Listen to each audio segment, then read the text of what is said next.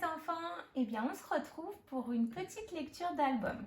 Alors pour ne pas perdre les bonnes habitudes qu'on avait prises en classe, je vais poser les questions comme je le fais habituellement avec vous en classe et comme ça papa et maman verront aussi les questions à poser en début de lecture pour ne pas oublier le vocabulaire relatif aux auteurs, à l'album, etc. Donc comment appelle-t-on la première page là que je vous montre? Donc je vous laisse un petit peu de temps pour réfléchir et je donne la réponse bien sûr pour montrer à papa et maman. Donc ça c'est la première de couverture. Cette page là maintenant. Donc cette page là, comme vous le savez tous, c'est la dernière de couverture. En gros, qu'est-ce qui est écrit sur la première de couverture? C'est le titre de l'album. Donc ici, ce sera Les fleurs de Siméon le papillon. En petit, il y a normalement deux noms écrits en petit. Donc en premier, il y a le nom de l'auteur, le monsieur ou la dame qui a écrit l'histoire. Et en deuxième, le nom de l'illustrateur, le monsieur ou la dame qui a dessiné les images du livre.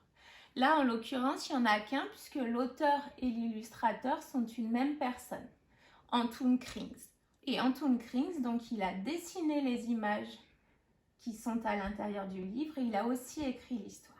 Donc, maintenant, je vais vous lire l'histoire de Siméon le papillon.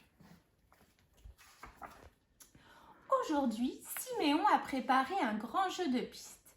Il faut retrouver les fleurs dont il a donné à chacune des petites bêtes une feuille ou un pétale. Mireille, Léon, Loulou et Belle ont donc en main tous les indices. Les voilà prêts à battre la campagne.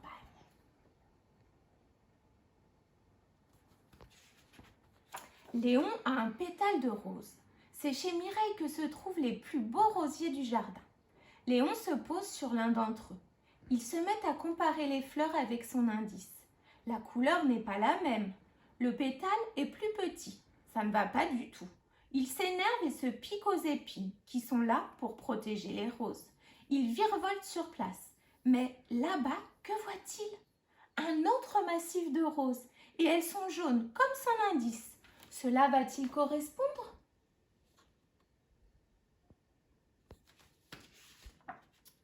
Mireille a tout de suite compris que la feuille que Siméon lui a donnée est celle d'un lys.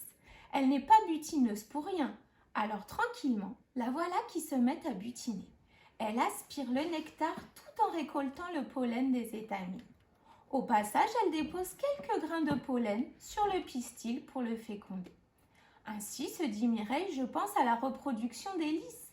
Et l'année prochaine, si tout va bien, il y en aura beaucoup.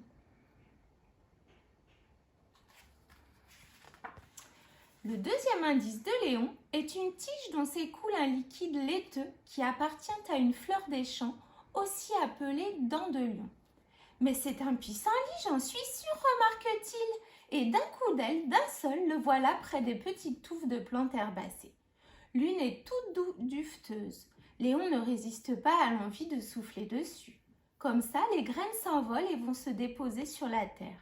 Si Pierrot le moineau ne les mange pas toutes, elles germeront peut-être et d'autres pissenlits pousseront, pense-t-il. Loulou a deux indices. Siméon lui a expliqué que c'étaient ceux de fleurs sauvages que l'on trouvait facilement au bord des chemins. Il sait que l'une d'elles appartient à la famille des ombellifères et que l'autre, on peut l'appeler velu ou hirsute. Tout cela est bien joli, pense Loulou, mais ça ne me dit pas grand-chose, moi. Sauf que si elle est trop hirsute, je pourrais la raser. La première, c'est la carotte sauvage, et la seconde, c'est un épilobe hirsute, chantonne Patouche la mouche cachée dans les herbes. Drôle de nom pour des fleurs. Belle a son indice en poche. Siméon lui a seulement dit qu'il fallait qu'elle sorte du jardin, car on cultive ces fleurs dans les champs pour en faire de l'huile. De l'huile de lin, de noix, d'olive. Mais bien sûr, c'est l'huile de tournesol, déduit-elle. Ces fleurs portent ce nom car on dit qu'elles suivent le mouvement du soleil.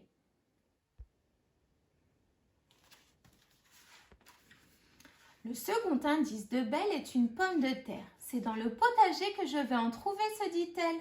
Quelle chance, Roméo le crapaud en a justement plein sa brouette. Roméo, Roméo, supplie-t-elle, peux-tu me donner une fleur de pomme de terre? Mais oui, là, regarde ces fleurs blanches à côté de ma brouette. Les pommes de terre sont les racines ou tubercules de ces fleurs.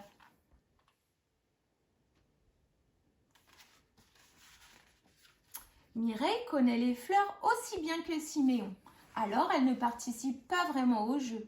Elle aide plutôt Siméon à préparer la question qui départagera les participants.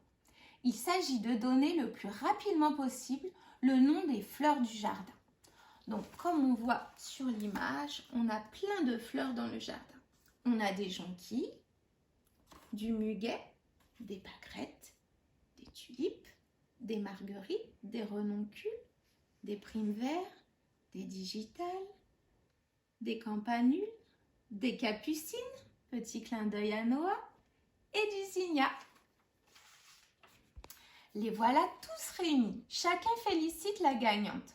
C'est Belle la coccinelle qui a reconnu sans hésitation toutes les fleurs du jardin.